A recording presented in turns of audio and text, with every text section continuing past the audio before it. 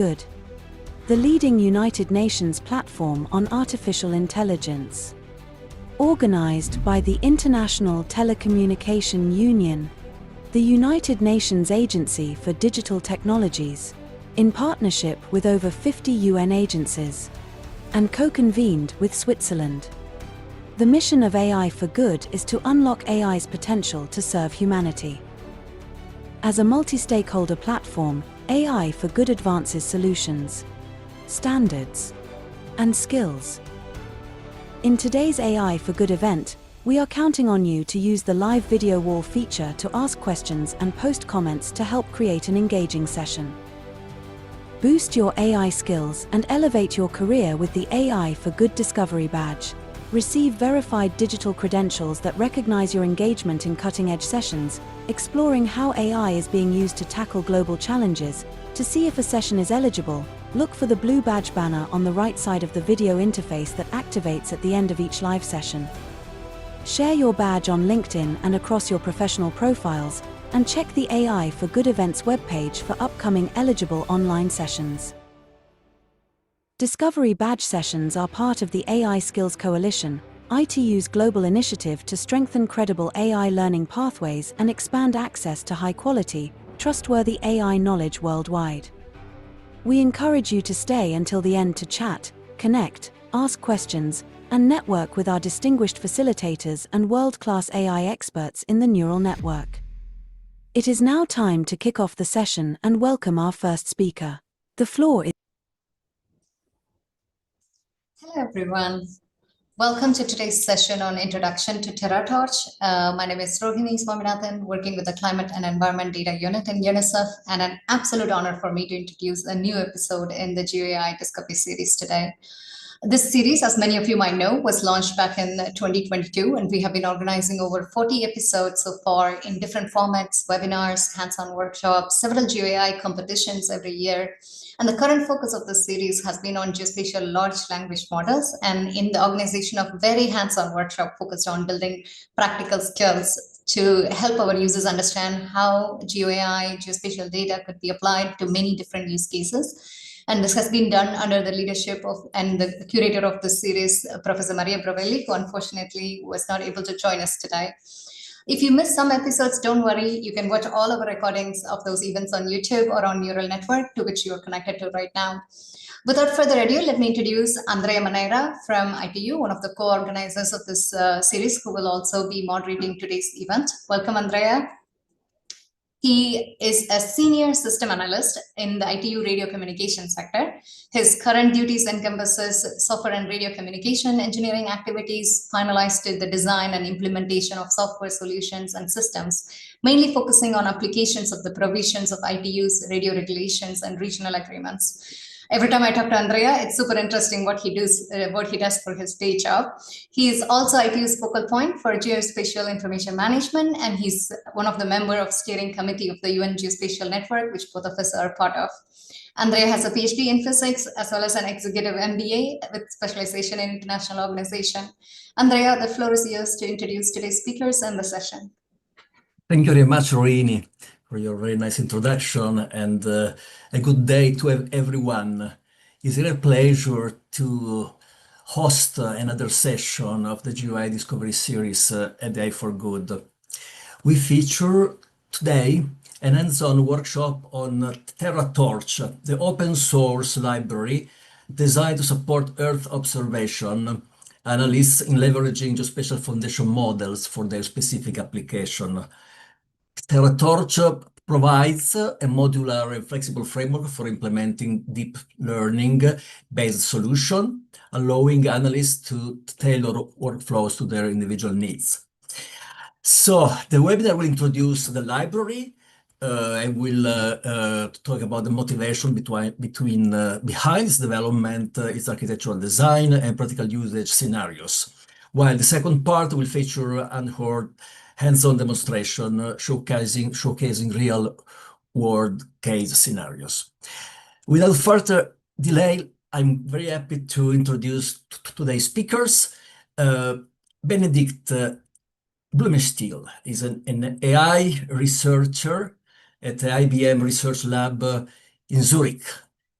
As part of the AI for Climate Impact team, he focuses on advancing foundation models for Earth observation and have contributed to several state-of-the-art models, including Prithvi, TerraMind, and others. Welcome, Benedict. Giulia Leonardi is a PhD candidate at the GeoLab of Politecnico di Milano, where she specializes in integrating hyperspectral satellite imagery into geospatial foundation models. Her research investigates how this integration can support downstream applications such as environmental and agricultural monitoring, as well as enhance multimodality within the geospatial foundation model. So, Giulia, Benedict, the floor is yours. Thank you so much, Andrea, and so much, Rohini. I will start with the presentation then. We'll share our presentation now. All right.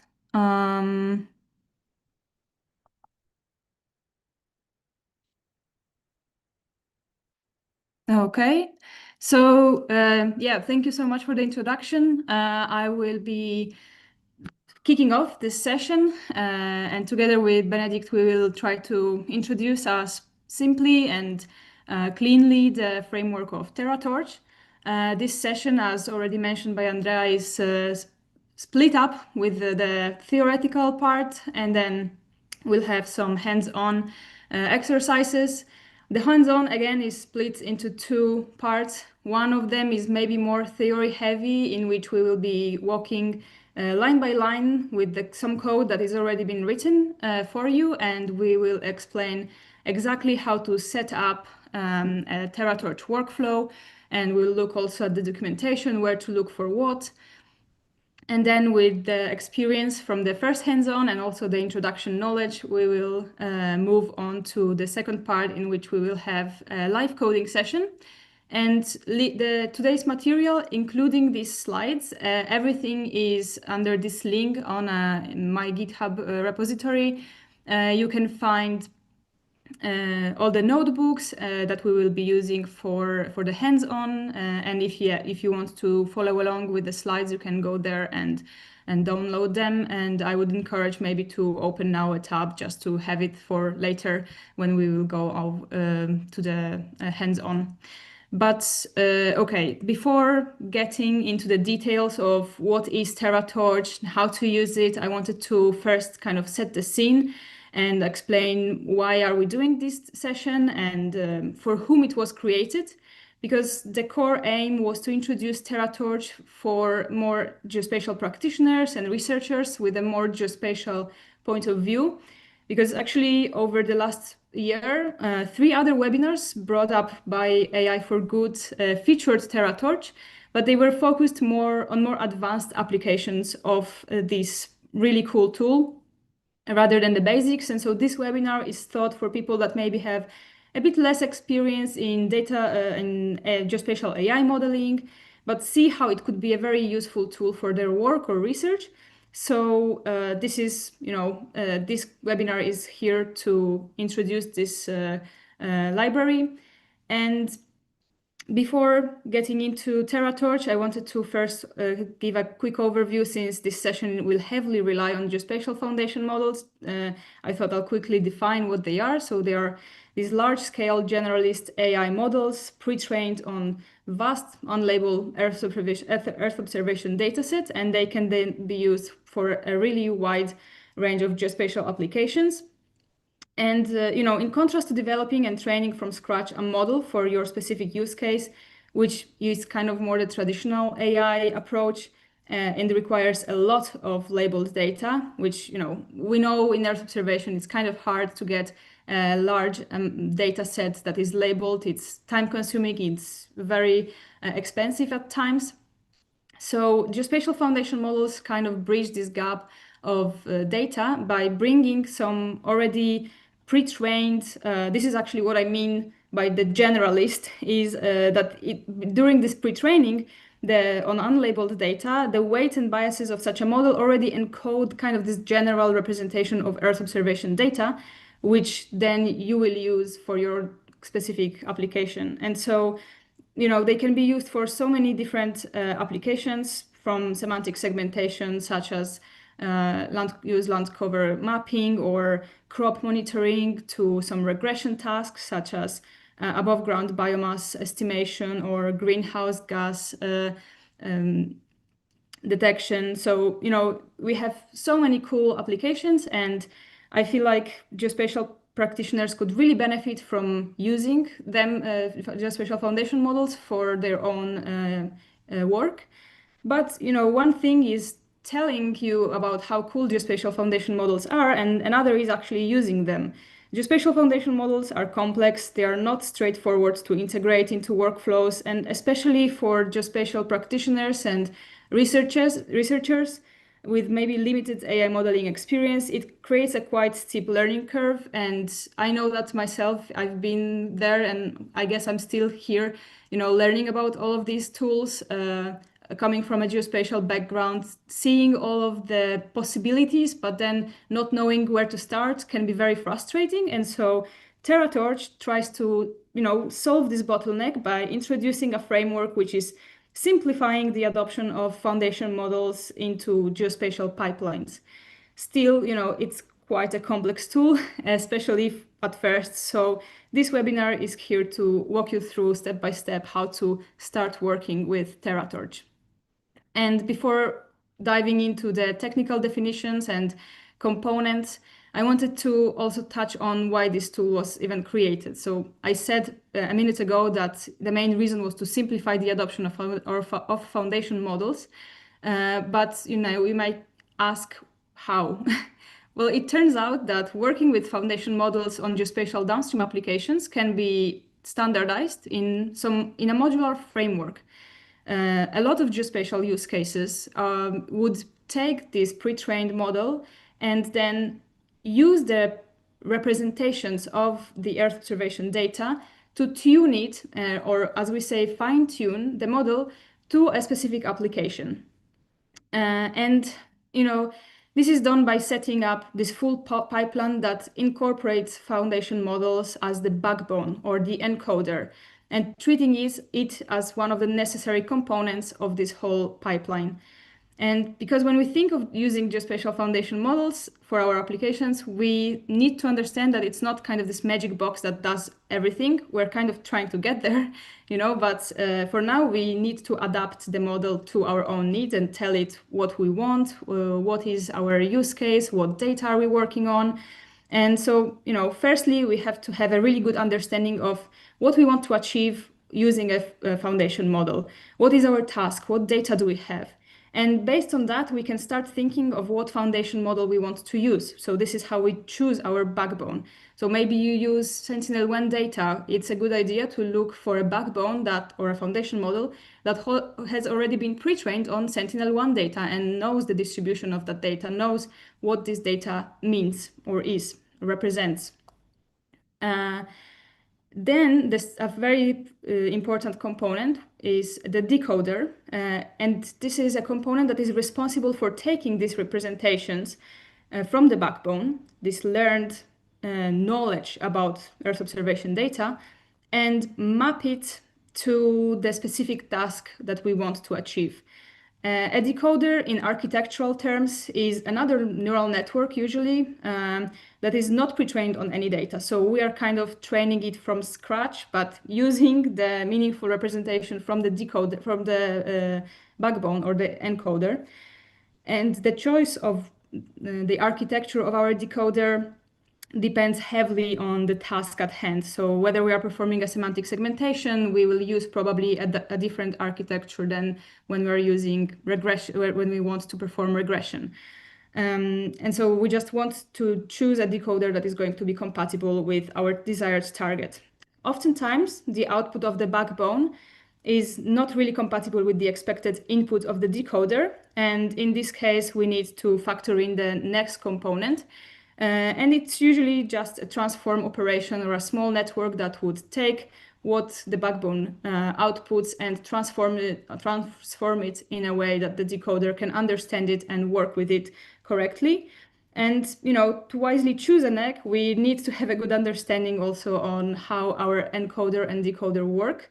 And this is actually a great opportunity to learn more about deep learning models, to see, maybe read from the Terratorch documentation how the different NECs behave and what is the output and input of the decoder. And this is actually how I learned a lot about the models that now I'm using for my work, is just diving deep into, why do we even need this NEC, and understanding what goes in a backbone or a decoder. And finally, the final component in our pipeline, it's then the head, and it's responsible for taking the output of the decoder and transforming it in the exact desired prediction in the right format that we want it to be. And it's usually also a very small neural network or an activation layer. So as you can see, this process of setting up this fine-tuning pipeline is quite modular, and Terratorch implements all of these components in a way that you can choose from different backbones, like Lego blocks. So you can choose different foundation models as your backbone, such as Prithvi, Terramind, DOFA, and many more. Then you have different NECs that will connect to decoders. And as I said, you have to choose your decoder depending on your own task. And then, of course, you can also choose the head that is compatible with your own application. And so, but the technical stuff will be explained by Benedict, who will go now into the details of the architecture of Terratorch. So I give you the stage. Thanks, Julia. I think it was a really nice introduction. So we basically already covered like the main part why we built Terratorch. But just to give you also a bit of a background about like the context from Terratorch, I'm gonna talk a bit more about that.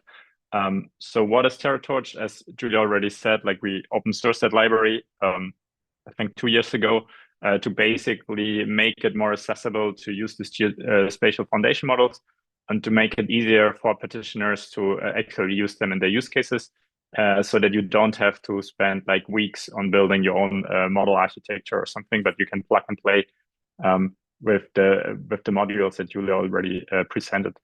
And the goal is basically to have like all the state-of-the-art models in there, so that like if a new model comes out, like similar to what we see with LLMs, where like every couple of months we have new models, you basically can just change that in your config, but the rest of the pipeline stays the same, and it's not a lot of work to change. So that's the idea of this Geospatial Foundation Model Registry.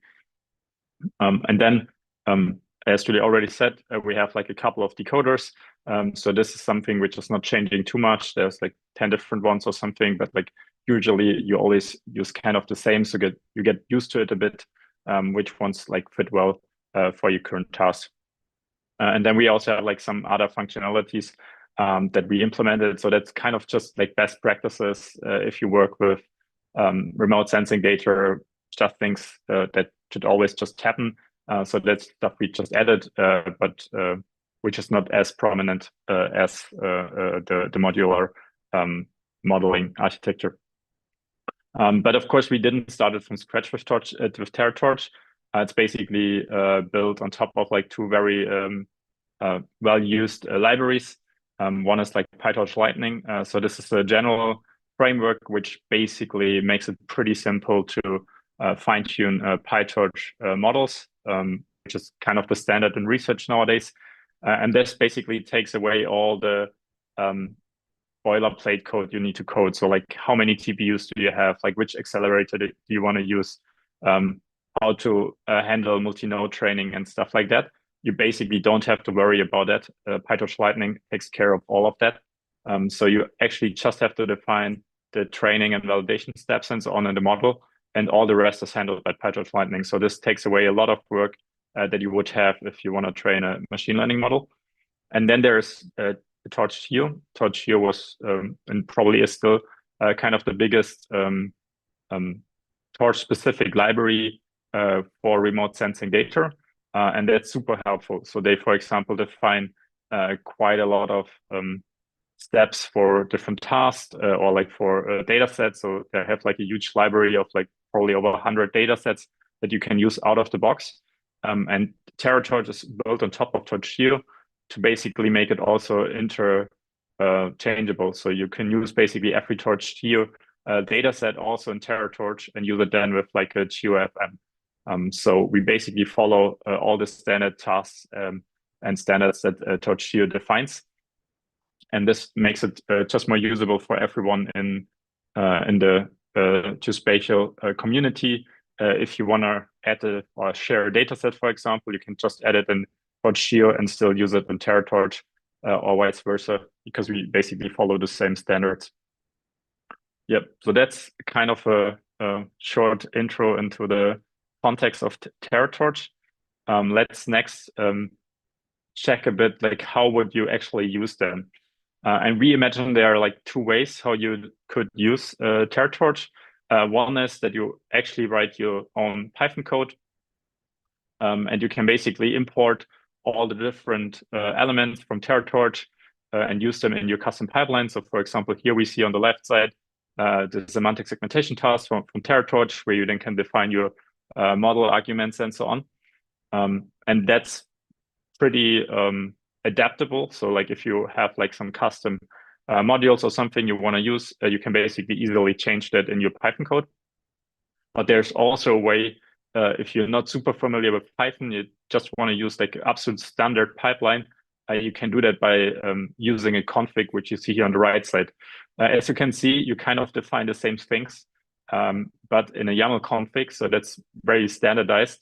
And then you start a training just with like a command line run. So you basically just call Terratorch fit and provide your config, and Terratorch is going to handle everything for you based on the things that you defined in the config.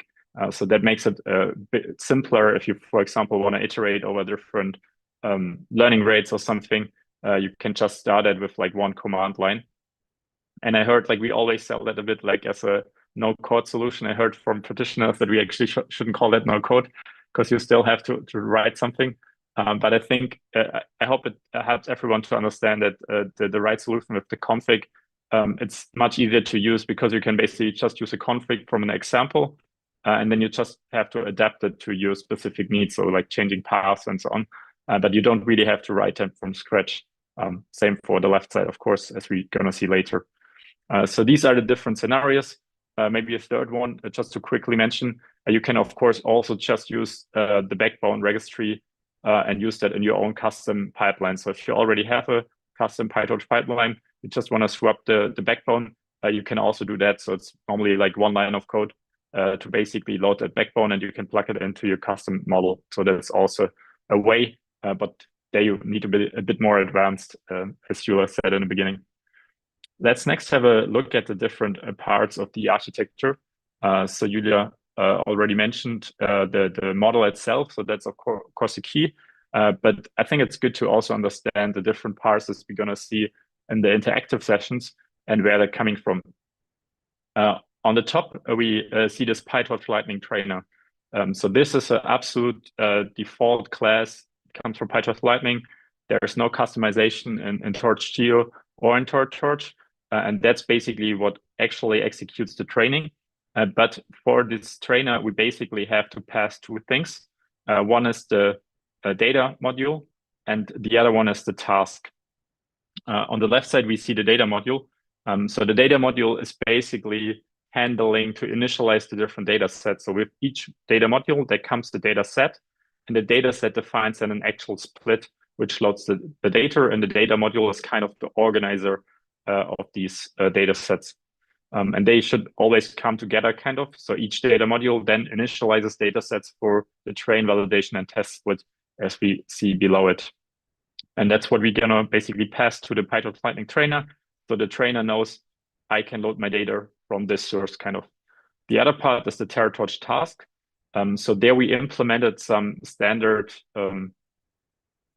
pipeline for different tasks. So for example, segmentation, regression, and classification, also object detections or pixel and scalar voice regression. And you can just use that out of the box. You don't have to adjust anything. You can just import from Terratorch. And this task is going to handle the actual training. So it basically builds the model via this encoder-decoder factory that works, as Julia explained, with these 4 different modules.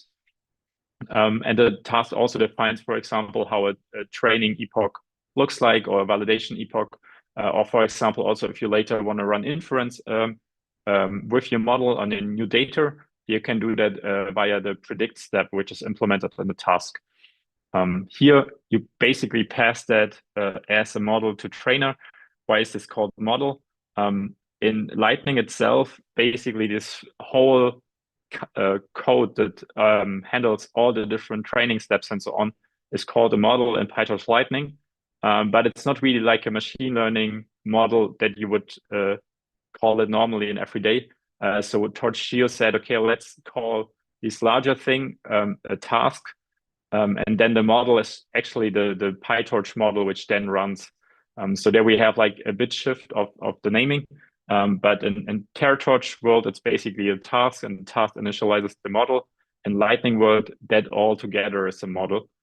That's just for explanation why we pass it here as a model. But yeah, I think it makes it a bit easier to think of about it as a task, which then has a model. Yeah, I hope that explains the architecture components that we're going to see later in a bit more detail. And I think we can go on with the next slide.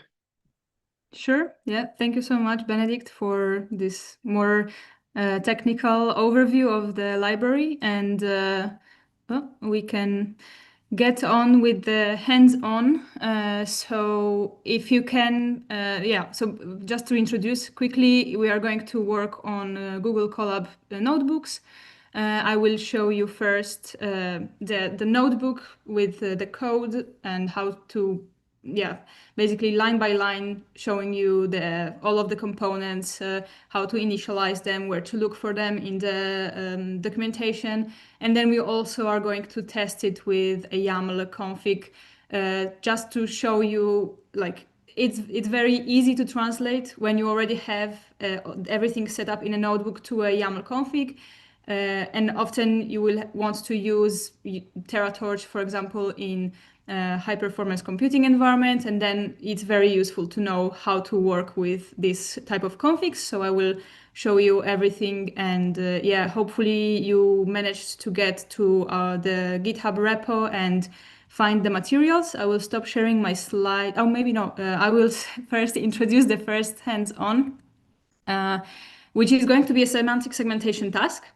And actually, I chose this data set also because it's quite small. It just has 72 images, and it's an aerial data set composed of these RGB images with the corresponding masks, with 6 land use, land cover classes. And, we have this data set. Obviously, you don't know it for now, but I'm just going to introduce it very quickly. But before diving into coding, I think it's very important to stop for a second and really realize what we are trying to do. So first of all, we want to know, okay, what is the task? And obviously the title of the slide says it, and it's a semantic segmentation task. Especially it's a land use, land cover classification, but that already gives us information on how do we want to handle the full Terratorch pipeline. So we probably already have some ideas on what decoder to use and what is the expected output. And the expected output would be a mask such as the ones that we see here. And then what does the data looks like? As I said, it's RGB data, annotated images, which is a small data set. So it's also cool to show the capability of actually using a pre-trained Geospatial Foundation model with such a data set. The images are varying size, so this also gives us a little bit of information for how we want to initialize our data module. And it's also good to have these specification in mind when kind of looking for your own for the Geospatial Foundation model that you want to use. So RGB data, you probably want to use something that it was pre-trained on these bands. Obviously, most of the foundation models do know how to handle RGB bands, but just to have the idea of how to start working with the model, it's good to ask these two questions at least, if not more. But I think it's a good exercise before diving into the code. Okay, so now I will stop sharing the presentation and I will go into. Oh, wait. Sorry, a minute, because I have to change my settings to not duplicate the screen. So maybe if there are any questions now, you could jump in and ask them now. So did everyone manage to find the resources? Yeah, maybe on that. So I also posted a link in the chat in the neural network. So you can just open the chat and then you find the link. Otherwise, just Google Julia Leonardi AI for Good. Then you should find it on GitHub as well. And while we're doing this interactive session, like feel free to just ask a question in the chat. So I think Rohini and me, we're gonna monitor it. Some like quick questions I probably just answer there. But from time to time, we're gonna have like short Q&A sessions where you can also share that with everyone who's watching. Okay, in the meantime, I managed to fix my settings. So if there are no urgent questions, this is the repository. So if you got here, just to navigate to the first hands-on, you just click on here and go to this notebook. And when you click open in Colab, it will get you in this position. So I hope that everyone managed to do that. And before running any code, as written here, please check that your runtime uses a GPU, so it's going to just be more efficient. So, okay, line by line. Let's set up the environment. The first thing we have to do to work with Terratorch is to install Terratorch. You would have this pop-up, you want to run it anyways. It will then prompt you to restart the environment. So also do that. And then after you restart the environment, you can also import all the necessary libraries. So here we go.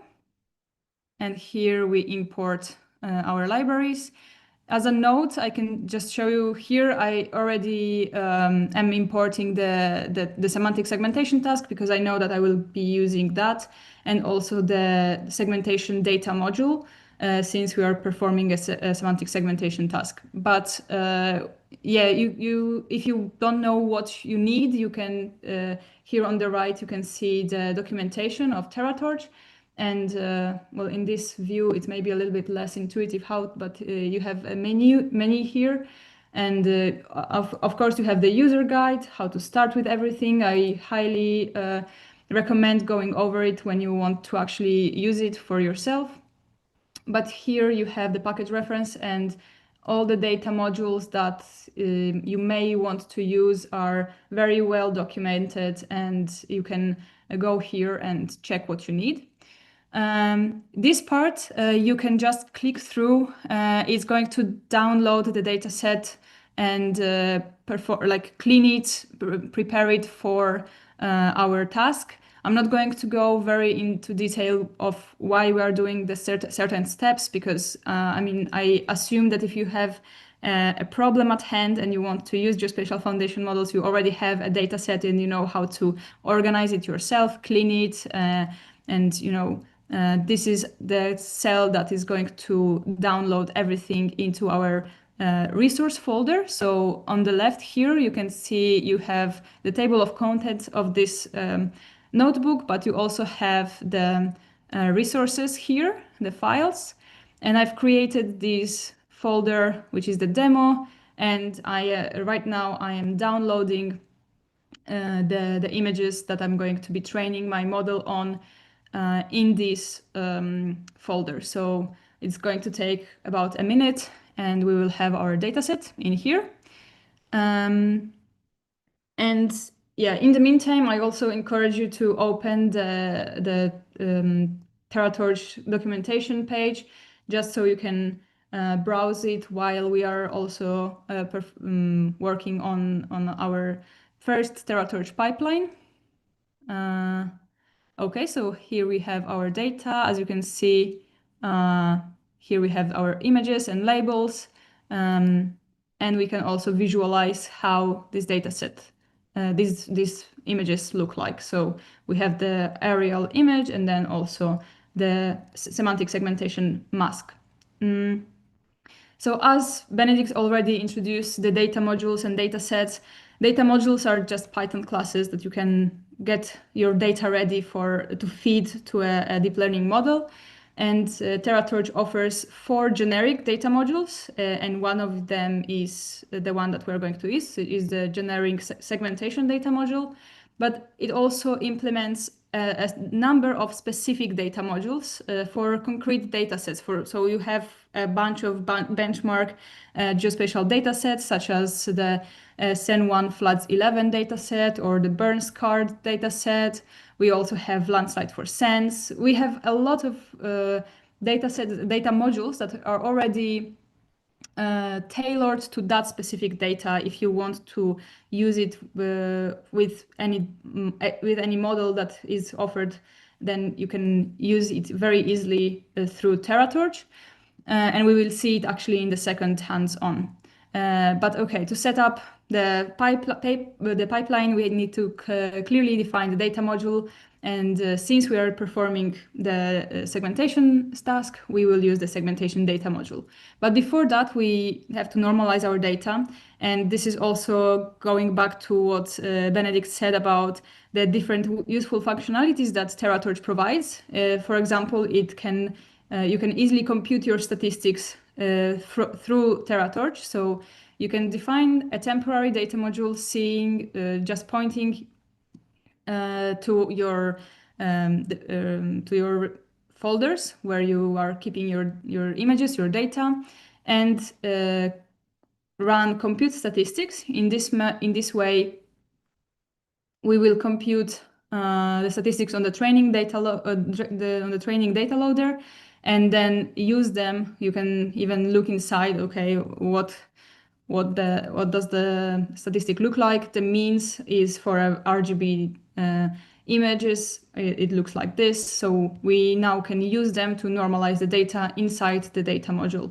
And just to know what to set up within this data module, you can go to package reference, data modules, generic data modules, and here is our segmentation data module.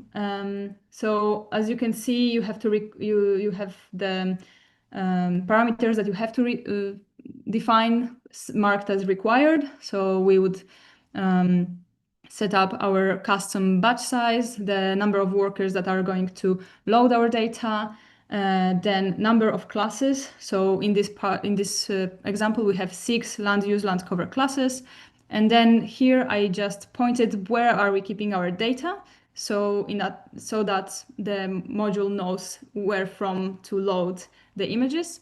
Then I'm passing the means and the standard deviations for this normalization step. And then since our dataset is so small, I also decided to add some augmentation of the data. And as we already also discovered, our dataset is composed of varying sizes of images. So we want to resize them to one size, which in this way I conveniently just put as 224 by 224.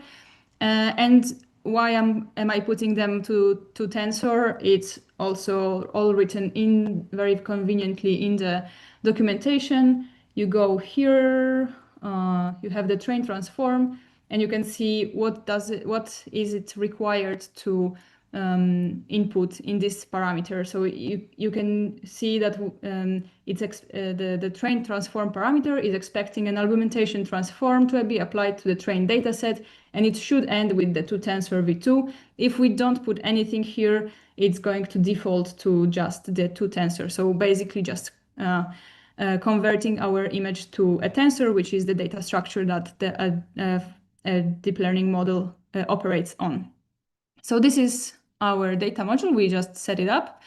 And we can also use the built-in plot function to see how our images were loaded. So we can see that we have our RGB image, the ground truth, and then also layered the ground truth on the image.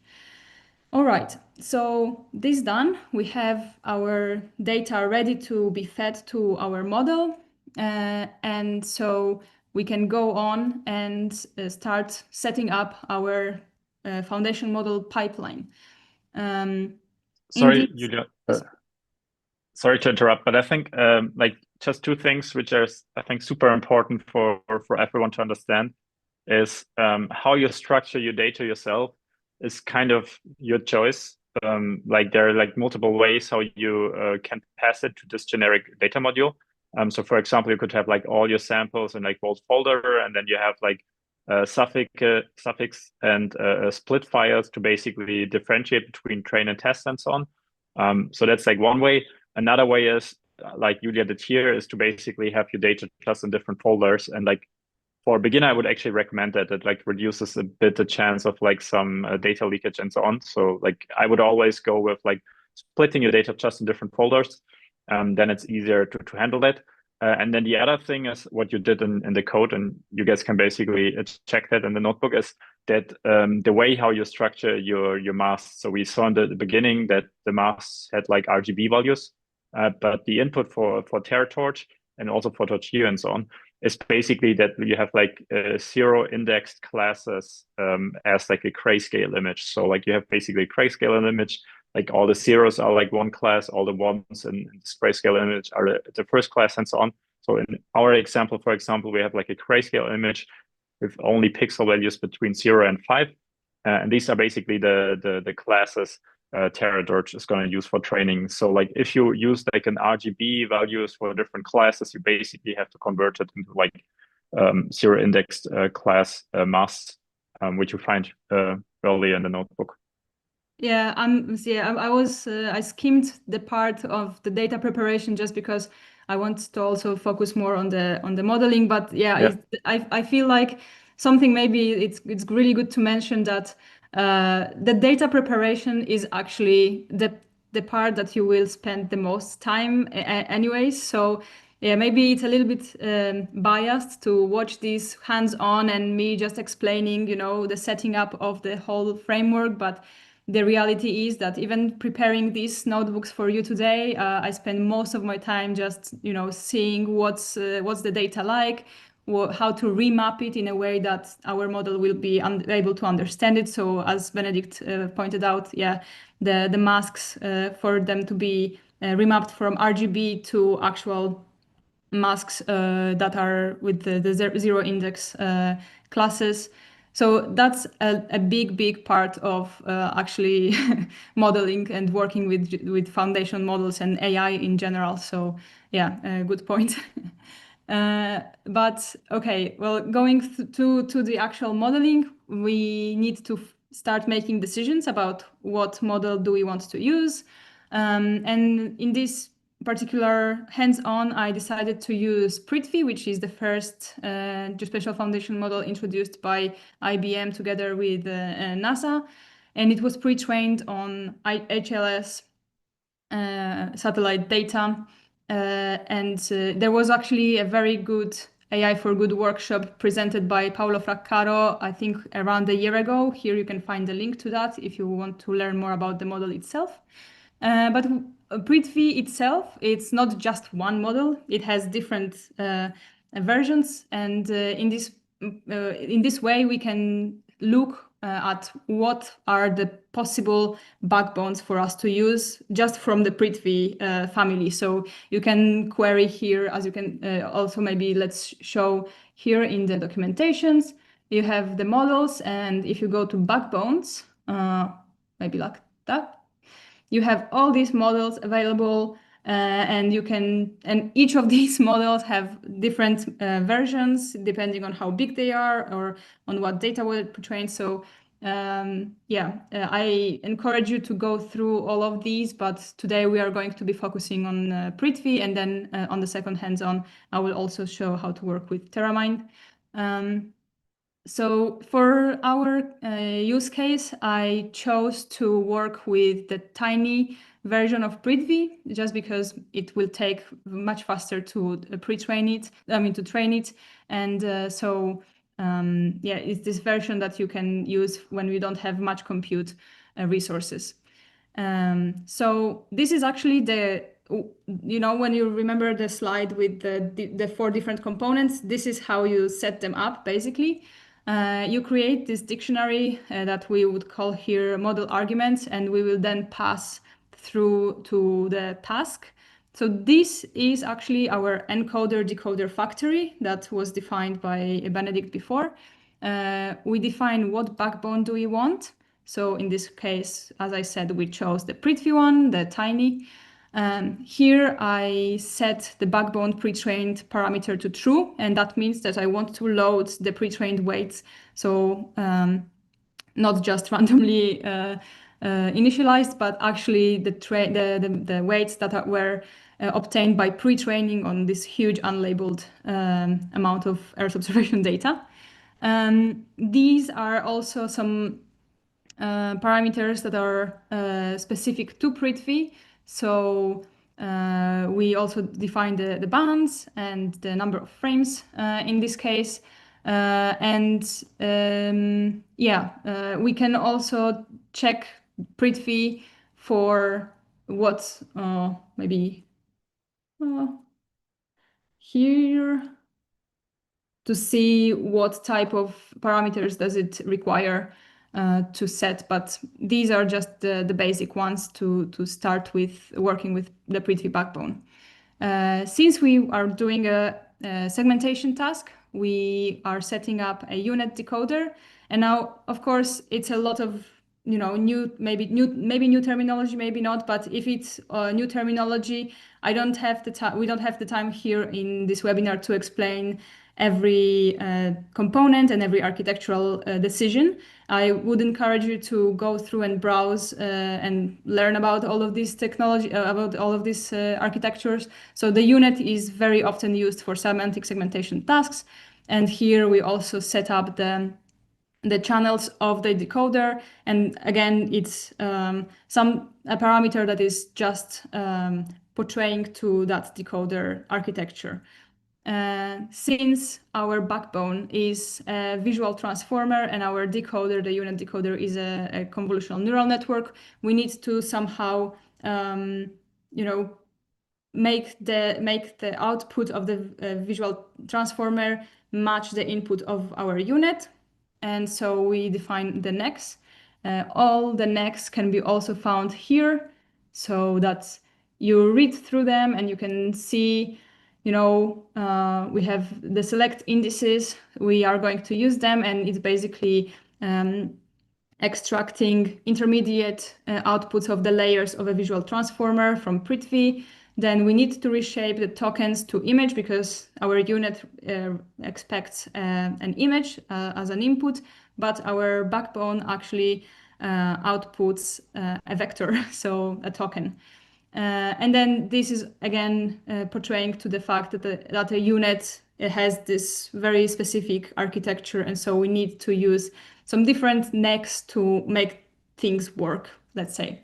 And these are the head setup, let's say. So we have to define how many classes we have, and the head dropout is just a normalization parameter. So I know it's a lot of terms and kind of AI jargon, but it's the most dense part of setting this pipeline. And this comes from just reading through what is there available and thinking of what do we need for our specific application. But having that, that is the meat of our pipeline. And we can input it to our task, which is the semantic segmentation task defined by Terratorch. We define that it's going to be an encoder-decoder factory, and here we define all the parameters that are very, specific to deep learning training. So stuff like the loss, the learning rate, what is the ignore index, the optimizer, and the hyperparameters of the optimizer. Here, these parameters are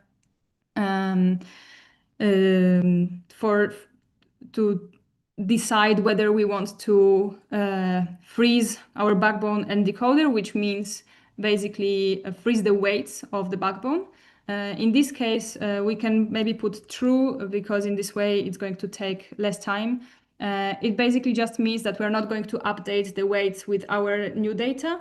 However, I highly encourage to not freeze the decoder, because as I said, the decoder is this part which was not pre-trained on any data, so it was initialized randomly, and we want it to update the weights using our data that we are going to feed it.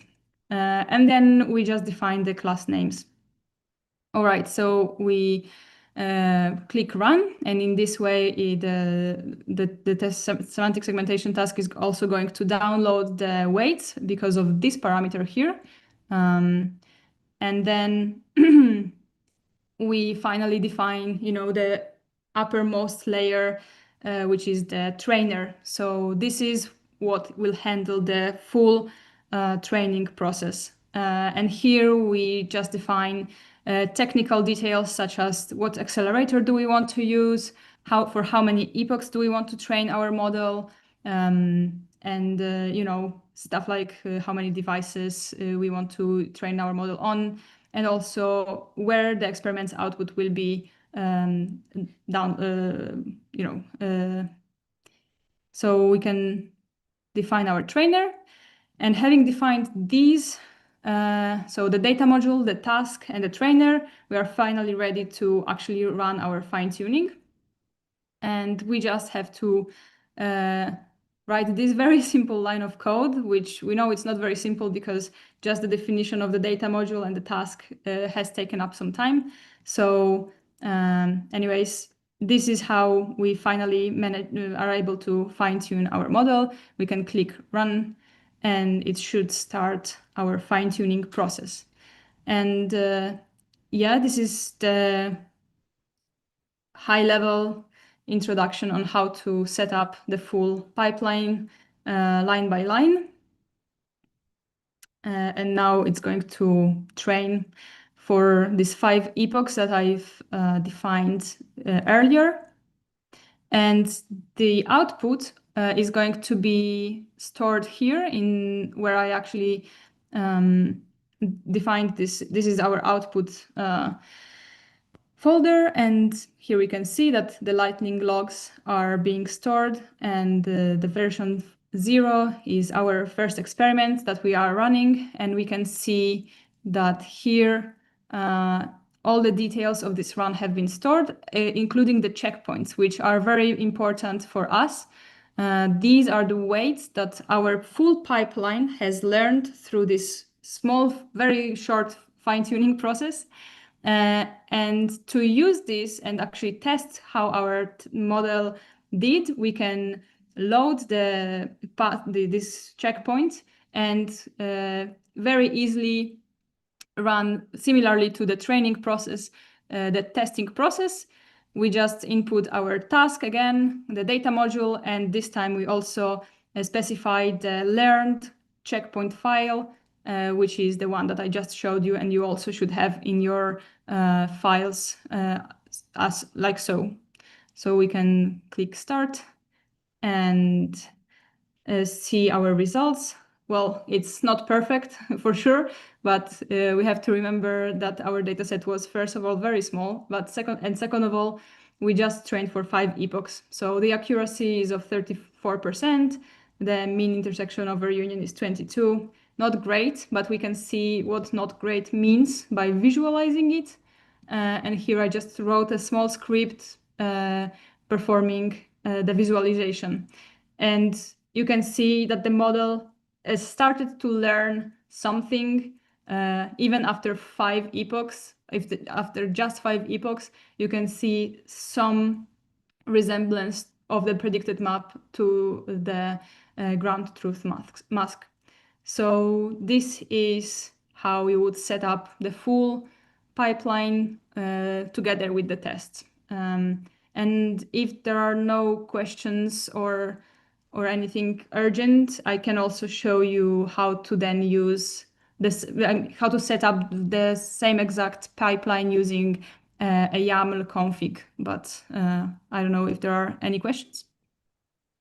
We had 2 questions in the chat, actually 3. Like one very short one. If you open the post-process masks and they look all black, like that's normal because of the serial indexing. So they should look like that. If you actually check the data, then you should like find like 1s, 2s, and so on. So just if you worry, okay, like did I lost all my annotations, that should be that way. Then another question was, can we use the segmentation models also for very like fine details? So for example, finding pavements and so on. And I think you can pretty nicely see that like in this image that you're showing, like we also have like very small roads and so on. And the model doesn't really pick them up yet because we only trained for 5 epochs. If you would run them for like 100 epochs, I would expect that this is looking much better. In the beginning, of course, you focus a lot on like the model is focusing a lot on these larger areas. Maybe one tip, if you have like these very fine details, this basically often means that you have like a very high class imbalance in your data. I would recommend that you then define the class weights. So if you could go up to the model arguments. Yes. There you can, for example, define the class names, and similarly to how you define the class names, you could also define the class weights.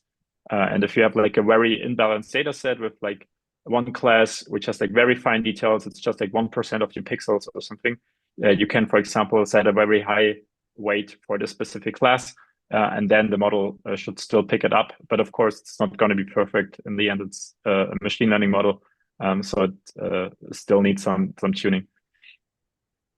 And then we had like another question about like what is the strong suit of Terratorch, and like, or is it like optimized for something specific?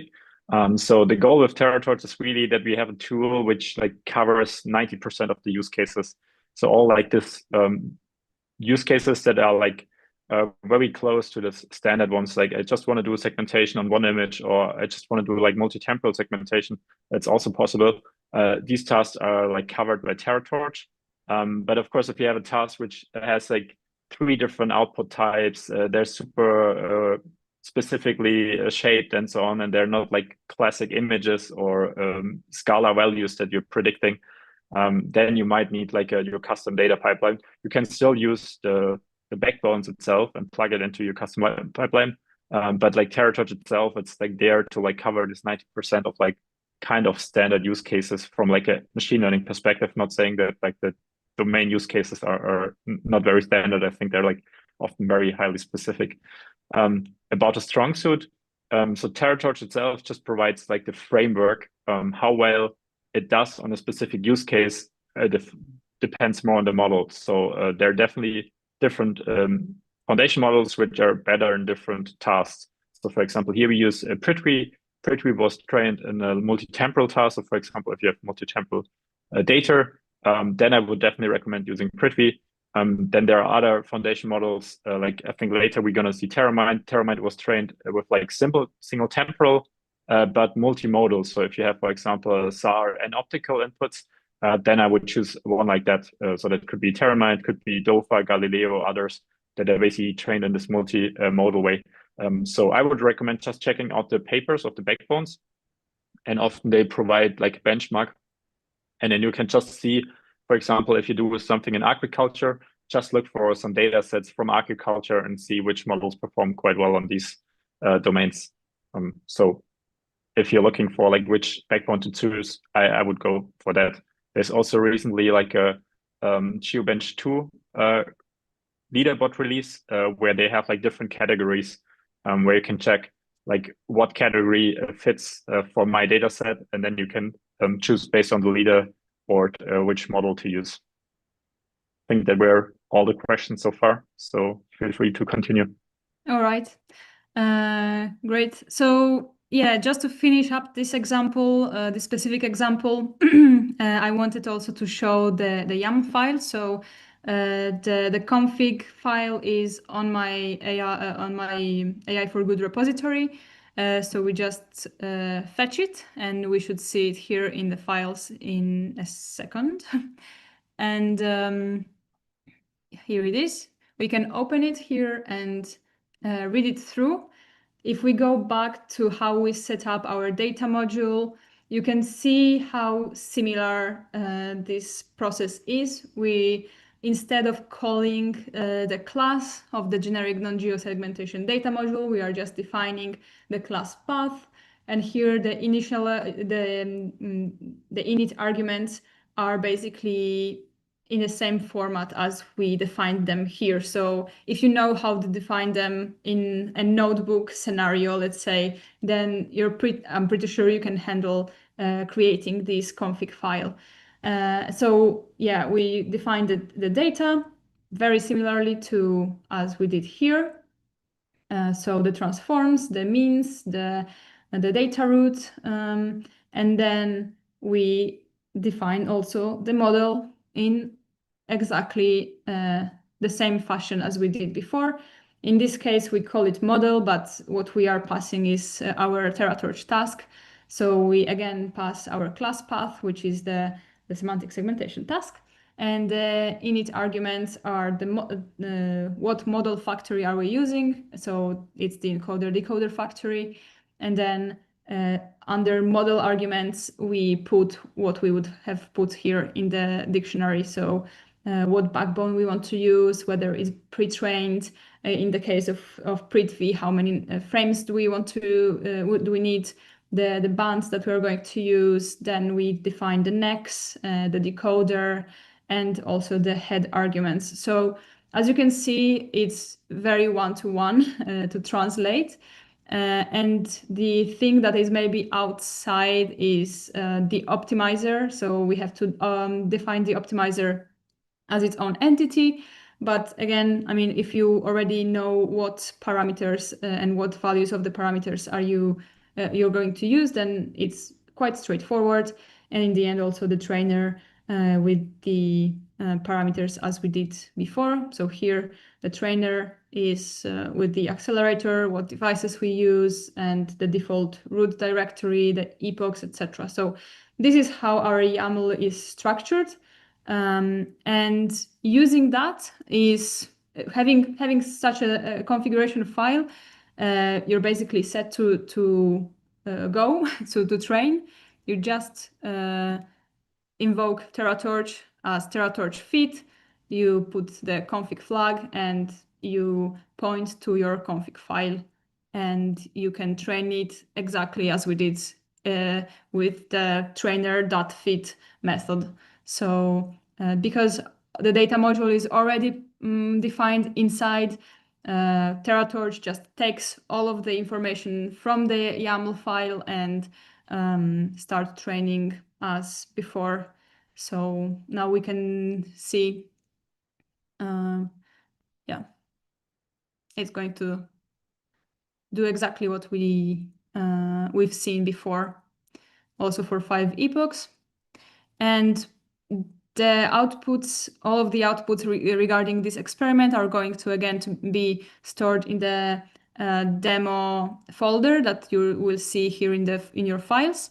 And if you open your Lightning logs, you can see that version 1 folder has appeared, and this is because this is another experiment that's been run. We can see that is already, yeah, in 52 seconds we have performed our fine-tuning. And so in version 1, you'll have the second checkpoint that was created. Oh, here we have to change it because I was testing it before, but okay. We just changed version 1 and sometimes it lags a little bit, but you will have to believe me that there is a checkpoint folder with our weights already there. So here it is. And we can test it the same way we did before. So pointing at the YAML config file and then defining where Terratorch has to look for the weights to load in and test the model. And so we can perform that again, the tests run.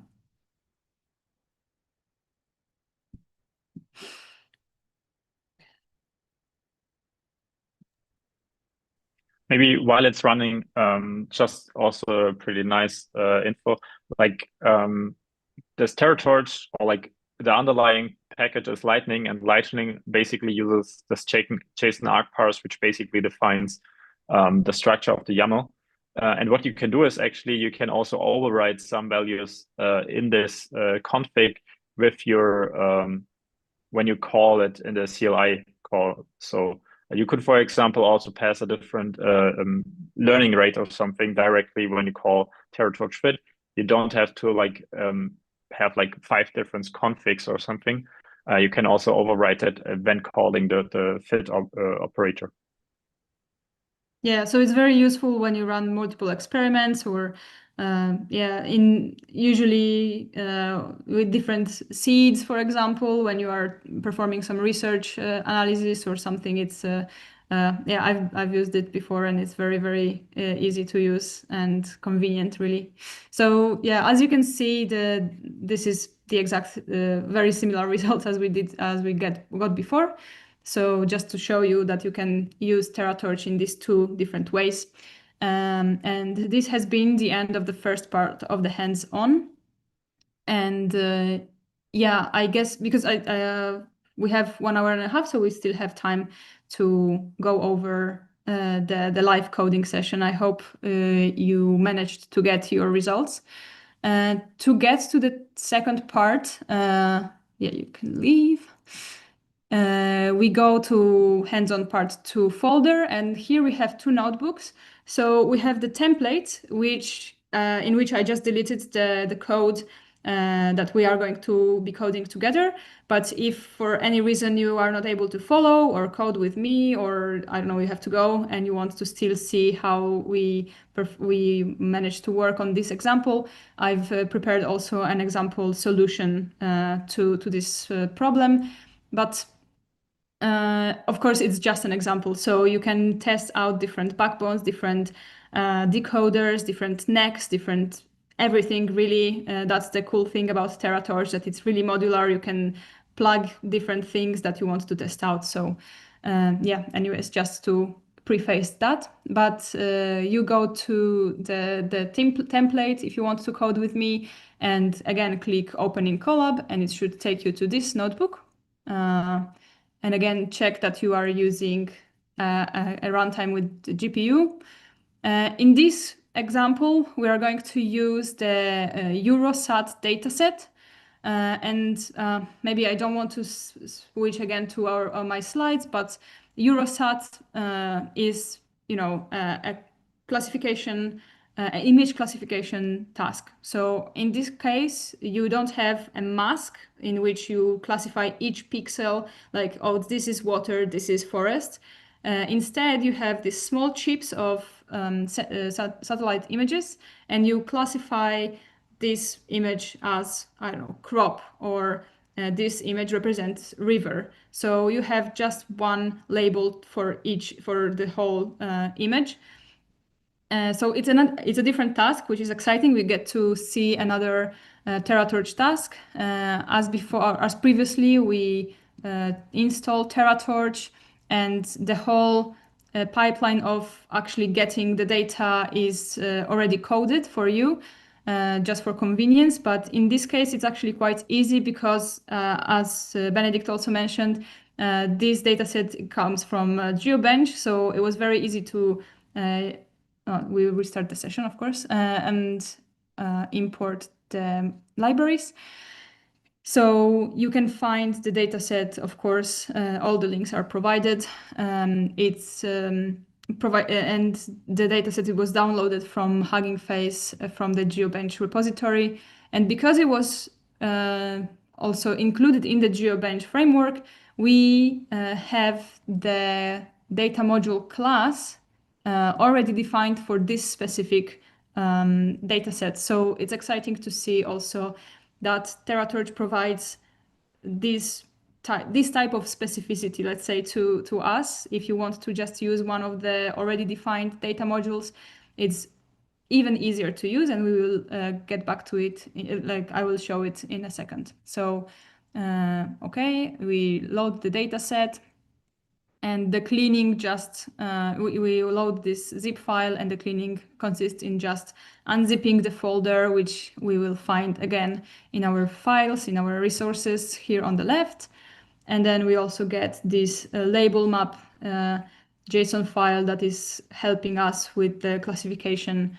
And again, here it's quite intricate to understand all the structure of the data and everything, and it takes time to understand how to work with it. But it's really cool to see that frameworks such as GeoBench actually make it quite much easier to work with these benchmark datasets. So yeah, we can see that under data and Eurosat, we already have our M Eurosat dataset, and we can visualize it. It has all of the files in HDF5 format. And it's kind of a unique format, for example, so it would be quite difficult to deal with it. Just, it would take a lot of time to set up a data module that would work with them, etc. So that's the cool part of actually working with the standardized, already implemented data modules, which is doing everything for us. Just to visualize, this is how one of the images would look like. So you have this 64 by 64 image, and it has the label of annual crop. Okay, so as I said how cool using an pre-implemented specific data module for us. So maybe I should actually show you how to do it. So we define the data module very similarly as before as the, of course I get the the hints from Colab, but yeah, I imported the M Eurosat non-geo data module class, as you can see from here. So from the data modules, I found that there is already this data module implemented, and so I just called that class. And the only thing that I really have to define is where this data module has to look for our images. So we just define our path, which is here to content data Eurosat M Eurosat. And then we can also go to the documentation of Terratorch again and check what other parameters, not decoder, what other parameters does it require from us. So we will find this data module under specific data modules. And if you go to the list, you can see we have Eurosat right here. So we want to define the data root to be other than just the standard pointer to right here. And maybe we want to change the number of workers to be more than 0. So we just put num workers to 2, and that's it. And we have our data module. To show you how the data module loaded our images, we can again use the plot method. So we first need to put our data module into a setup of fitting so that it creates actually the training data set. Data module setup fit, and then Oh, yeah. That's the beauty of live coding, I guess. Data dir, data root. Exactly. That's what happens when you don't. Oh my God. Yeah. So it expects a data root that actually contains the Eurosat folder. So that's why it gives me the error. All right. Now it should be working. So now I can see. Yeah, I'll just use Google Colab. It's typing better than me. Train dataset plot. And let's just choose one random number, and then we can see how the data module has loaded exactly another annual crop image. All right, so we have our data, and we can go back to, again, working on setting up the whole pipeline. In this case, I thought, okay, what we have to ask ourselves, what Geospatial Foundation model do we want to use? In this case, these chips are composed of 13 Sentinel-2 L1C bands. So maybe a good idea would be to use a model that has seen this exact type of data. And TerraMind is actually one of the a model that has been pre-trained on Sentinel-2 data on all of the 13 bands. So I thought, okay, let's check out what type of backbones TerraMind has to offer.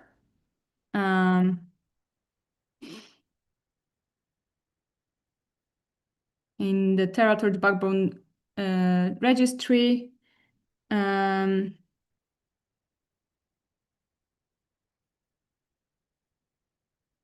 backbone. In this way, we can see all of the backbones that are related to TerraMind. So again, TerraMind was introduced recently also in an AI for Good webinar, also by Benedict and by Johannes. So you can check out that also. It's definitely on YouTube. So if you want to learn more about the model itself, it's a multimodal Geospatial Foundation model. That means that it has seen different types of sensors from Earth observation data, which is quite cool for many different reasons. But if you want to know why, then I would urge you to go and watch back that webinar. But again, we can choose one of these backbones. And again, just because we don't have that much compute resources, we will probably choose the TerraMind V1 Tiny or small.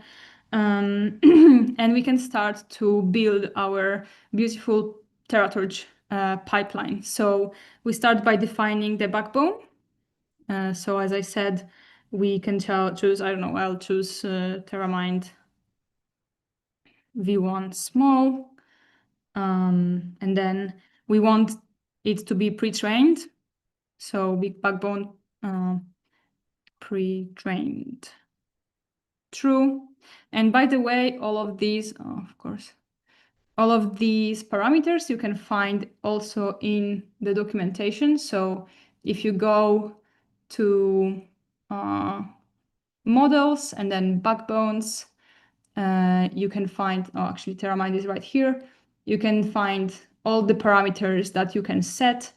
In this case, for example, image size, the input image size is going to be 64 by 64. So we probably want to set backbone image size to 64.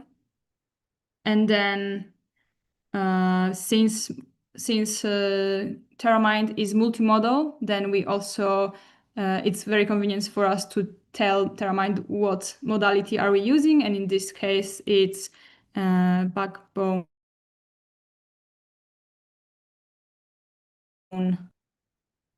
And you can check, okay, what does this parameter expect? You can check here. It's a list. So our list is quite short. It's just S2 L1C. And so you can see just how creating a pipeline looks like. It's just a back and forth between the requirements that are defined in the documentation and also understanding what do we really want from the model. So for backbones, we also probably want to say that the inner channels are 13. And then we can we can set up the decoder. In this case, maybe we can also use another convolutional decoder just because we are working with images, so it's quite convenient. But here we go. We can check out all of the decoders. We used the unit before for segmentation, and this is a fully convolutional network decoder. So we can go here and see that we can just use it for our use case. So we define it just like that. And then for next, again, TerraMind is a visual transformer and the decoder is convolutional. So we probably again want to reshape the token to image. And for simplicity reason, let's just stick with that one neck, just to also save time on research. But again, I really encourage you to go through all the necks that are available, and they really allow you to understand the different components and how they operate with each other. So tokens to image, and if we want to see exactly what this neck would do, reshape tokens to image. Here, there are parameters such as remove classification token. Since we are performing classification, maybe it's a good idea to leave it on. So we just do remove classification CLS token, and we set it to false.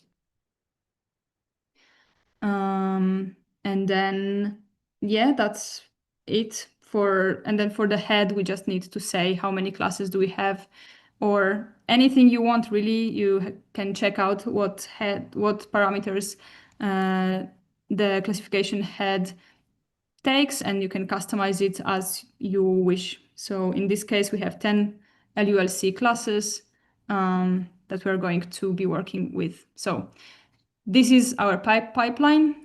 It's very simple, just for the sake of this tutorial, but let's see how then we can plug it in. Yeah. Yes?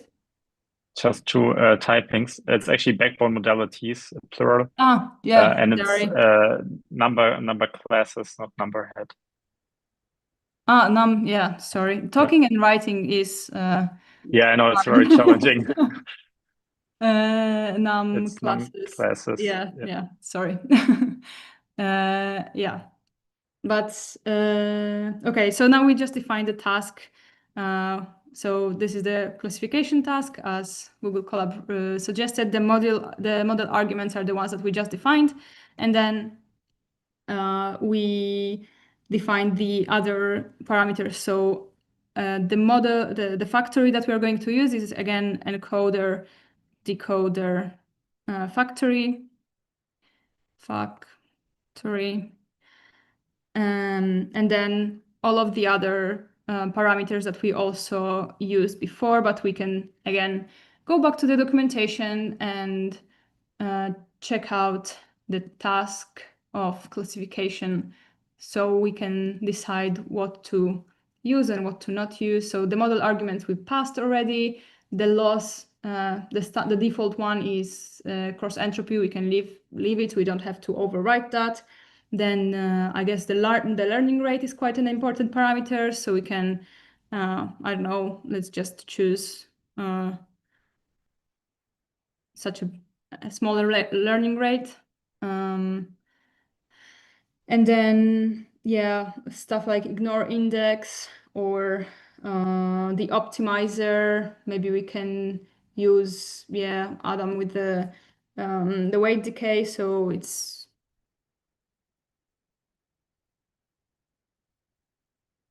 And if we want to change the hyperparameters of the optimizer, we just write optimizer hyperparameters, and we want weight decay to be 0.05, for example.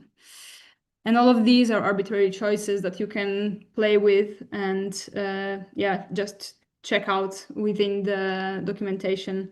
And then we want to probably freeze the decoder or the backbone. Let's freeze it, yes. And then let's not freeze the decoder. And then maybe we also want the class names, which are going to be in the label map dictionary, which I got here. So this is the label map helper file. All right, so this is going to be my task. Hopefully keys, yes. Modality, probably modality. Yeah, I did not. All right, it will download our checkpoint. And now we just defined the trainer. I'll just type it in very quickly and not to lose time, but yeah, max epoch, let's do 5. The accelerator, let's just use the GPU again. And then this one, the precision. These are all parameters that are optimizing the compute time. And then the default root directory, which is going to be again our content. And let's say let's just leave it in the content maybe. Yeah, and this is how we will. Oh my god. Precision. This is how would a pipeline setup look like. And with all of that, we already know that training that model is going to be just one line of code, and it's trainer fit, and the model is the task, and then the data module is the data module. And hopefully it will run perfect. So yeah, I hope it showed you a little bit the process of going back and forth through the documentation, reading what parameters do we need to set up, and then actually typing it in and coding. And as I said, this is just an example. You can play with the backbone, you can play with the decoder parameters and the decoder itself, the necks, and all of that stuff. And that's kind of the cool thing about Terratorch, of how modular it is, and yeah, adaptable to your own use case. So while we wait to train this model, maybe there are some questions, or I hope I did not lose completely everyone on this live coding session, but yeah. Oh, I think it was really nice. I'm actually pretty impressed. Like, I think I never type from the beginning. I always copy like an example and then I adjust the things that I have to adjust. So pretty impressive. There's like one question regarding, like, I have like a multi-temporal Sentinel-1 data set. Like, what should I do, kind of? There are like two important information for that, I think. Like, one is there's like a temporal wrapper in Terratorch. So if you go to the documentation, user guide, temporal wrapper, you're gonna find how you can apply that. The idea behind the temporal wrapper is that you can just use like an single timestamp image encoder and still use it with temporal data. So that would fit very well with your use case. And then you can just look up like which foundation model kind of was pre-trained on SAR data. So for example, Terramite was also trained on Sentinel-1 data, but there's also, for example, Clay or DOFA that you can use. I would also recommend just checking out some benchmarks. So for example, the GeoBench 2 benchmark was run with using Terratorch. So all these models that you find, for example, in this benchmark are definitely also in Terratorch. So you can just look up which model fits your data. Okay, then back to you for the final. Yeah. So basically the last step is to find our checkpoint, which is in our in our files. And this is the last step. The rest, okay, so I will just copy the path and okay. And as before, I just run trainer test, and yeah, Google Colab already knows what I want to do. So I just test my model, and yeah, the accuracy, as you can see, is quite high, even just for 5 epochs, and as well with the yeah, everything is very reasonable. Let's say it was a little bit an easier task, and Terramind already knew very well this type of data, so Sentinel-2, but yeah, it's just a nice example of how you can use Terratorch for other tasks, not only semantic segmentation and not only classification, but regression, object detection lately also has been added. So really the potential of adapting it to your own use case are quite large. So that concludes my part. Here I also put the visualization that you can finish yourself, because I see that we are out of time. And as an exercise, if you want to use Terratorch with YAML configs, I would encourage you to kind of translate this notebook to a YAML config and see if it runs and if you get similar results. So yeah, that's it for the hands-on, and thank you so much.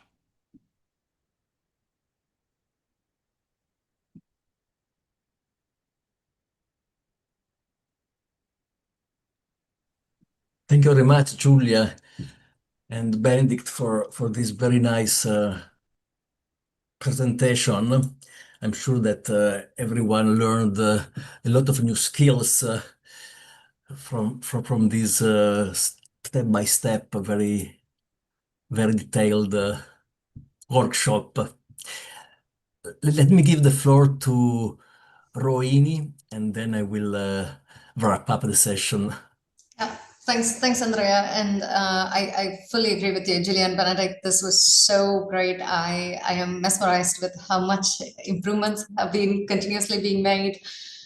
This is a great hands-on workshop as well, that it was easy for people to follow one by one. So thank you so much. It's great to see powerful solutions.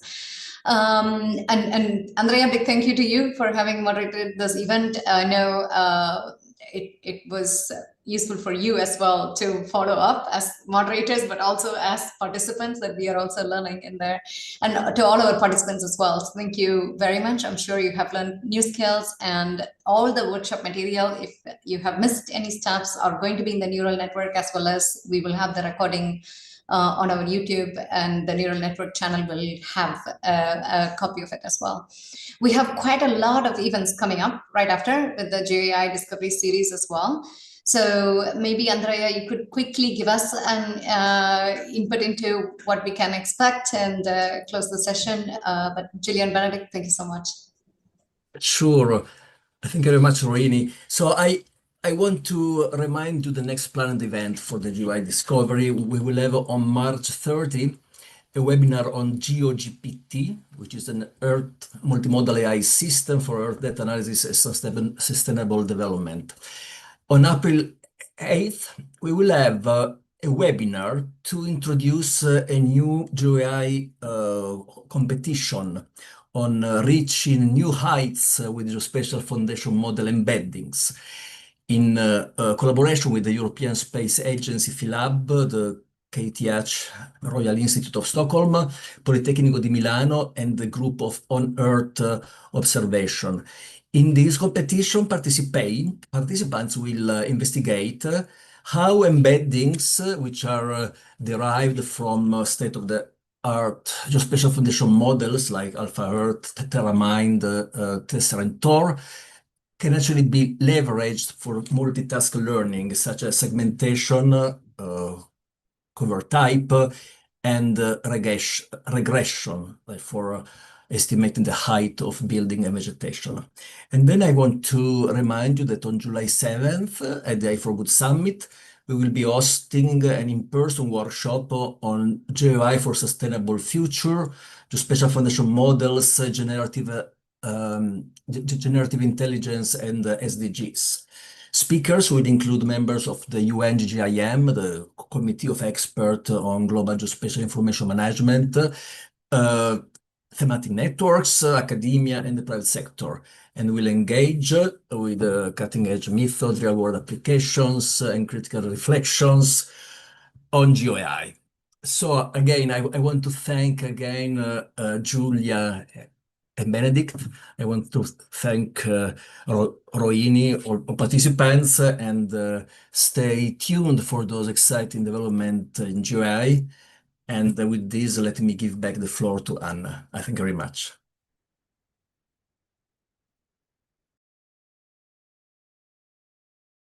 Thank you for participating in today's AI for Good session. We hope you've learnt something new, innovative, and engaging in today's event. We now encourage you to continue the conversation on the live video wall in the neural network. Here you can ask questions, like and comment, share links, complete the poll, connect with interesting profiles, or speak one-on-one using the chat and video function. We invite you to explore the lobby, try the smart matching quiz, visit the virtual exhibits, poster boards, the e-shop, and build your personalized AI for Good program.